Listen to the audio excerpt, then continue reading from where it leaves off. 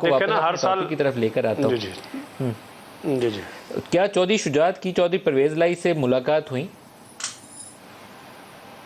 जी बिल्कुल, चौधरी शुजात हुसैन साहब जो है 3 बार गए हैं परवेज़ इलाही साहब से मुलाकात करने के लिए।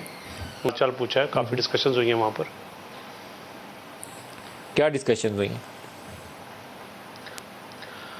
उसमें जो है वो बेसिकली शुजात साहब तो ये चाहते हैं कि जल्द वो बाहर आ जाएं, हम भी चाहते हैं कि परवेज़ इलाही साहब जो है वो जल्द बाहर आ जाएं, और बज़ाहिर उनको जो है वो अब इतना वो नहीं है, उनको बस यही है कि जल्द उनकी बेल हो जाए।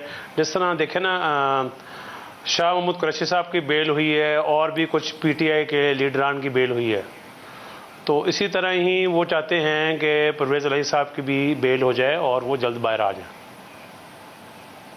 चौधरी शुजात ने पहली मुलाकात में भी चौधरी परवेज़ इलाही को समझाया था कि आप पीटीआई से लहदा हो जाएं और वापस आ जाएं, पीएमएल के साथ आ जाएं।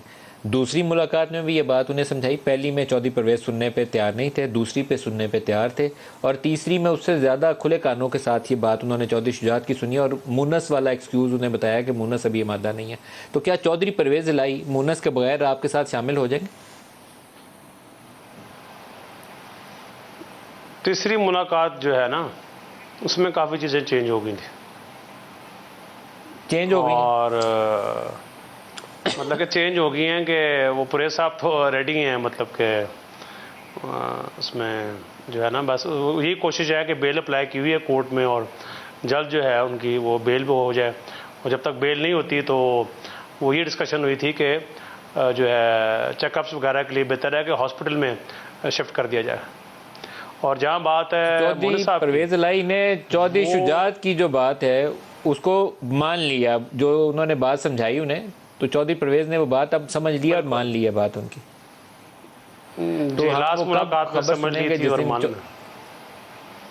अब तब्दीली आ गई है ना, मतलब ये चौधरी परवेज़ के अंदर वो रियलाइजेशन हो गई है कि अब उनका मुस्तकबिल दोबारा पीएमएल के साथ है। तीसरी मुलाकात में तो यही बाज़ाहिर नज़र आया, तीसरी मुलाकात में बाज़ाहिर यही नज़र आया।